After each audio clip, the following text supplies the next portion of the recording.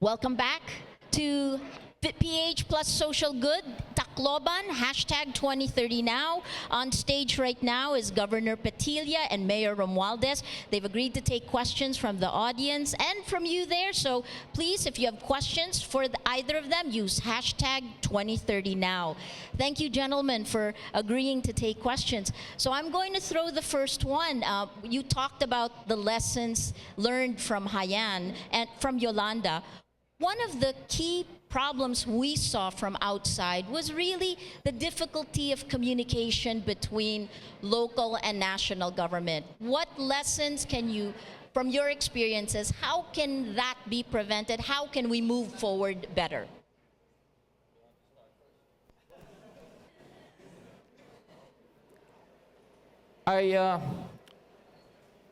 What's important, okay, how can we do this better? The proper protocols were established. In fact, it's laid out in the NDRRMC Act. And pertaining to disasters, I think there was more difficulty communicating or communication between the national agencies than the local government. Because when you look at the national government, you also have the sub-national agencies that are here, which are the regional offices, and they were on the ground. And basically, the local government was doing an assessment, and we were telling them our needs. And we shared with them our competing priorities, demands. And as we were doing that, we were also, I would say, well, we were hit. Our systems were attacked. And we had the first day only 10% was working, and it took days for us to start picking up the pieces and start moving on. So the lesson learned there, I feel, in fact, that's being discussed now, and I'm sharing with them. I think we need a national agency that would focus solely on natural disasters, like they have it in the United States, the FEMA. And I think that's important because the protocols change during a disaster, and level of responses also vary. And when you have different level of responses, the protocols in communication also changes. So I think there must be more focus on that to help not only streamline but make more these policies more functional, because we're running out of time. And that's very crucial.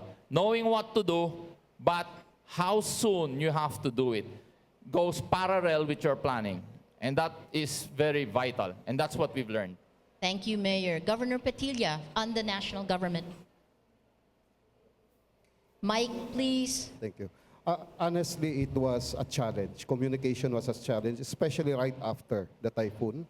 There was the cell sites were down, no internet, no TV, no radio, any sorts of communication. Even the two-way radios were wiped out. No, yung mga antennas, something like that. But I think what helped us, especially my communication with my subordinates, the mayors, the barangay captains, what helped us actually is the clearing. Because as soon as the clearing reaches a town, a few hours later, I will see the mayor pop up at the command center in Palo, and then we can discuss. I want to understand first the situation there in each of their town, and then from there come up with courses of actions. Parang ganon. So siguro, I think in what Mayor Alfreda said earlier, instead of telling us what we need, I think we have to listen more downstairs on what they need, because sila ang may priority, sila ang may responsibility. No, the responsibility is within the local chiefs executive, kaya dapat lang pakinggan sila.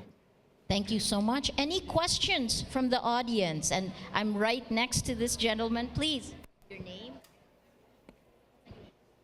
Good morning, everyone. I'm Joey from Eastern Summer State University. So, I am a student, so my question has something to do with us students. I believe your personal experience on Typhoon Haiyan had encouraged you conceive a more developed DRRM programs and initiatives in your area. So my question then, how do you develop or what are your undertakings in developing an active participation of education sector in your DRRM programs and initiatives? Okay. Um, it okay. That's included, but let me just slide a little back.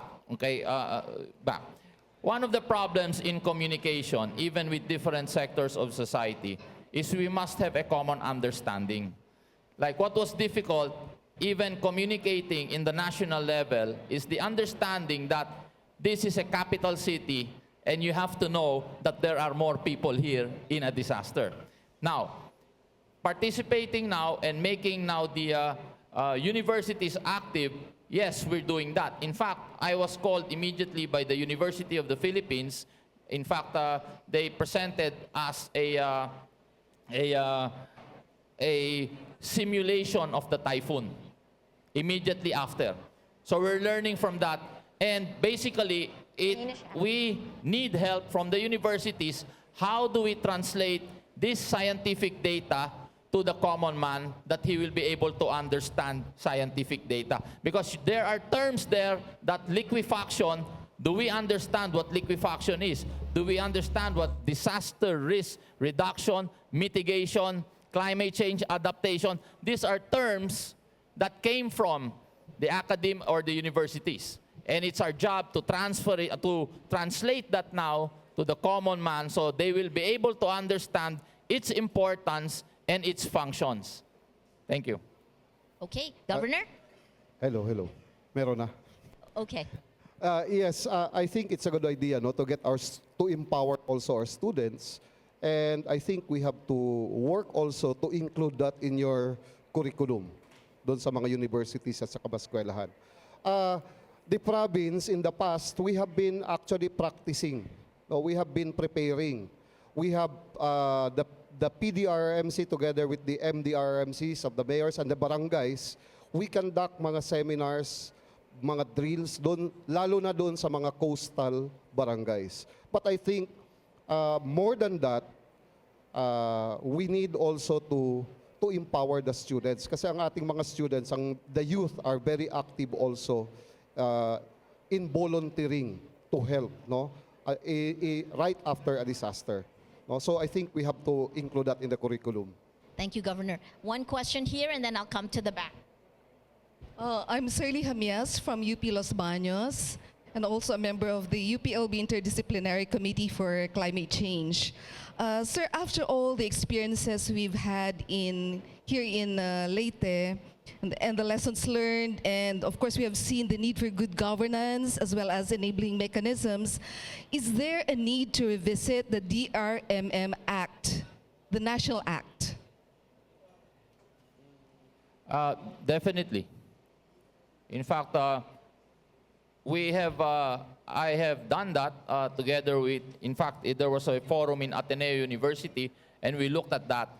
And I have already spoken to many legislators of really sponsoring a bill that would create now a national agency solely focused on natural disasters and how we can really make it functional and how we can cascade that down to the CDRM and to the PDRMs.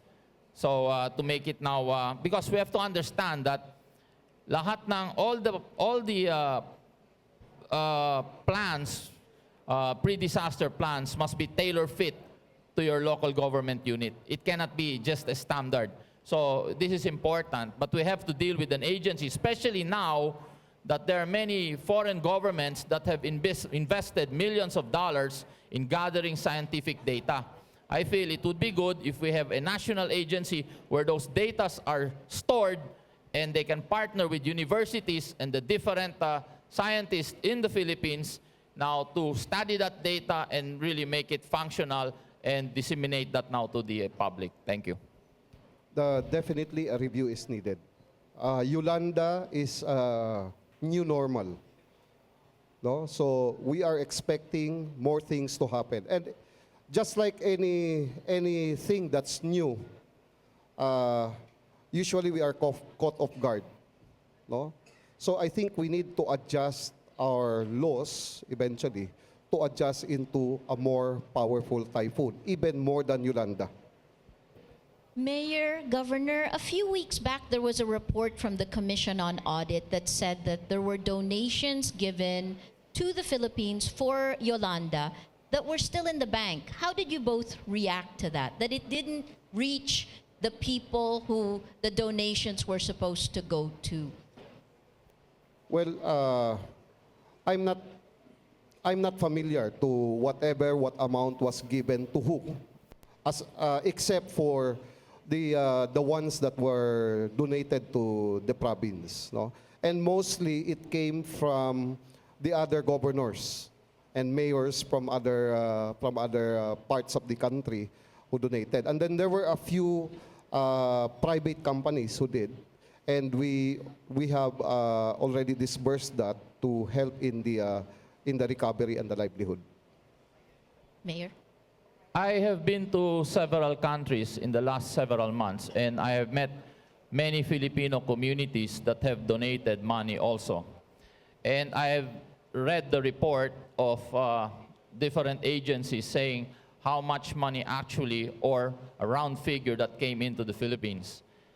I was kind of mind-boggling, because it was kind of mind-boggling to see that such a large amount, and yet when you go to the ground, it doesn't reflect the donations that supposedly were given. So, you know, having it in some bank accounts surprised me, but at the same time, it had to be somewhere. So I'm just happier that it's in banks rather than, you know, it's gone. I suppose the positive end of that is it is still there to be used. The mayor of Alang-Alang has a question. Sir. May tanong daw ho kayo or no? Oh, I'm sorry. Oh.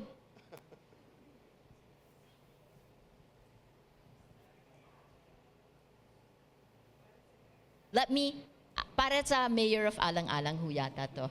Sorry, listening to your speech, you talk about planting varieties of plants that could reduce carbon and emit oxygen as one concrete move to be disaster resilient.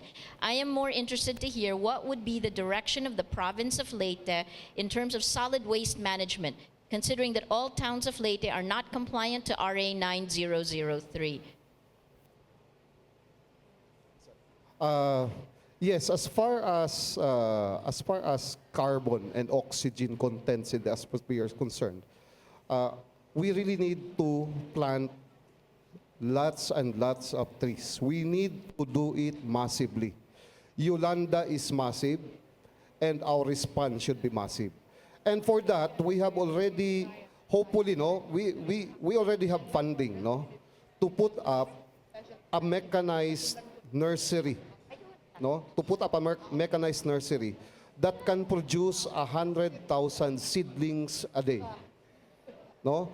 So hindi lang yan to combat the contents of carbon, the climate change, but also to give livelihood also sa ating mga tao. No? So that way we can kill two birds in one stone. So that is there, very much there on the priority of the province right now. No, yung pag-create ng mga seedlings. Thank you, Governor. We have 2 questions left. Let me take, we have to give it to a man and to a woman. I'm so sorry.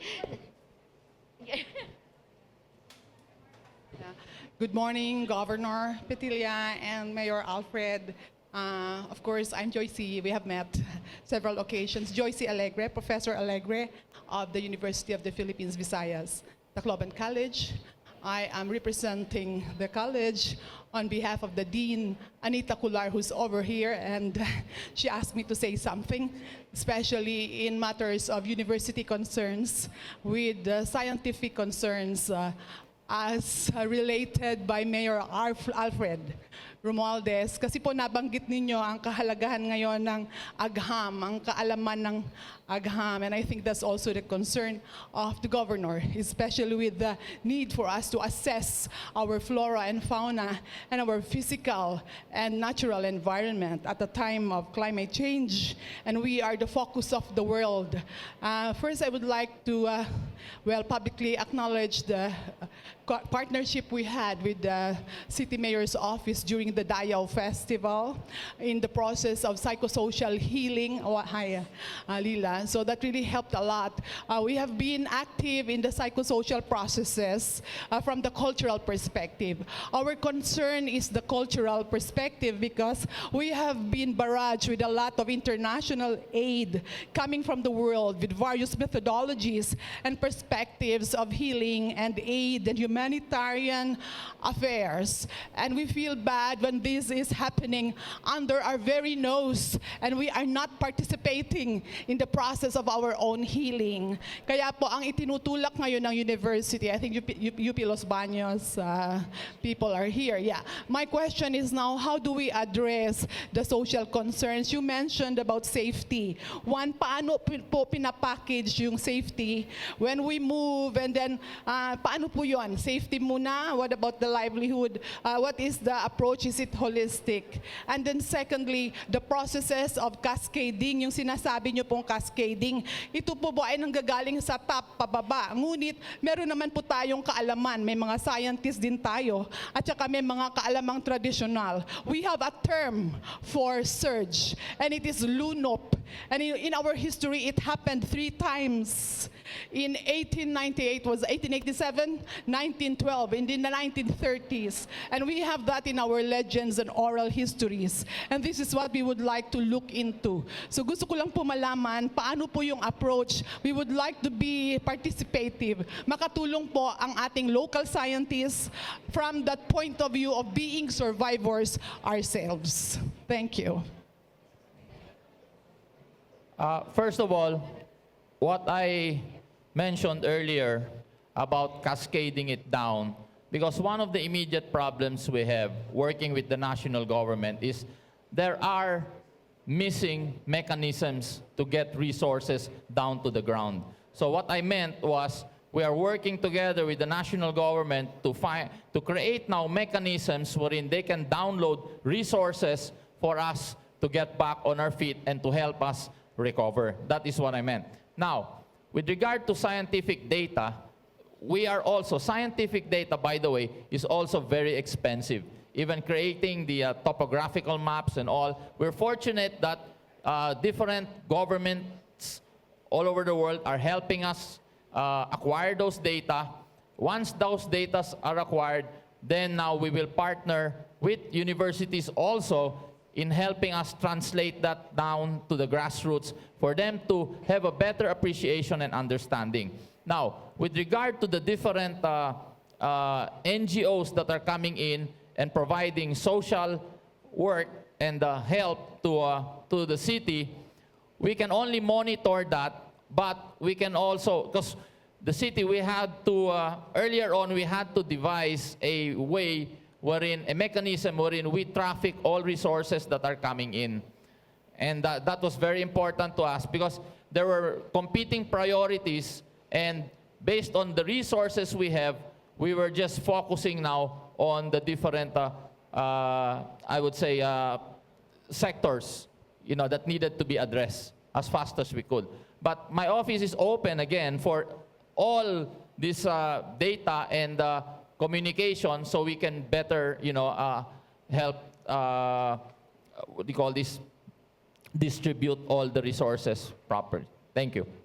Thank you so much. So we heard from the students, we heard from the academe. I need to ask a business perspective? But as our last question, business? Yes, good morning, everyone. I'm Oliver Cam from the Leyte Chamber of Commerce and Eastern Visayas Chamber of Commerce. I have a question, and again, I'd also like to, this is a good comment regarding this activity, because we in the chamber, we acknowledge the mayor's observation that indeed, in terms of mobilization and preparedness for a disaster, it's really the private sector who is actually the real front line in all of this. And in answer to that challenge, and even the businesses here in the region and in the city, we are actually putting up a business recovery and resource center. And it will be the focal point of coordination between government, humanitarian organizations, and galvanizing the private sector. But one major thing that we are looking forward to seeing an improvement in the way we respond to disasters is, for all the previous disasters we've experienced here, we always are, we've observed, at least from our perspective, that it's always a parochial approach, meaning Tacloban prepares for disaster, Palo prepares for disaster, Tanawan prepares for disaster, Giwan prepares for disaster, but there is no inter-LGU,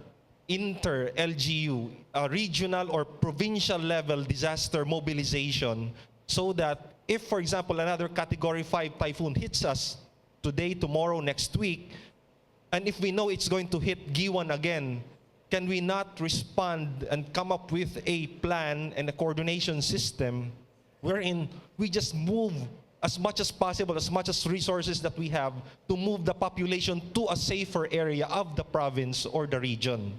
Because that was what we were seeing now. Again, this is the new normal. And probably before it worked if we just focused on a specific town, a specific city. But now, since the effects are much more powerful from typhoons, we are hoping, and I don't know, maybe the mayor and the governor could share what is being done in terms of planning, because the planning is key in terms of actual response. And maybe if we plan for those kinds of scenarios, maybe, and again, we are also hoping that we are better prepared to meet those additional, we cannot stop typhoons from hitting us, but we will be more prepared the next time around. Thank you. Thank you. Gentlemen? Okay. We are at the stage now, we are gathering as many data, because what is important, even before we have this planning, is to have a general understanding. Like in the NDRRMC, what happened here was, in the NDRRMC Act, previous and pre-Yolanda, Tacloban only had 293 policemen. When we were hit by the storm, we did not get one police from the region at all. And that was part of the protocol in the areas. That's why we are reviewing it now. And we are saying, the city government is saying, we have more than 45 to 50 banks in Tacloban City, with 300 policemen, where we have an airport, we have 4 universities, we have 7 hospitals. It's not enough to begin with.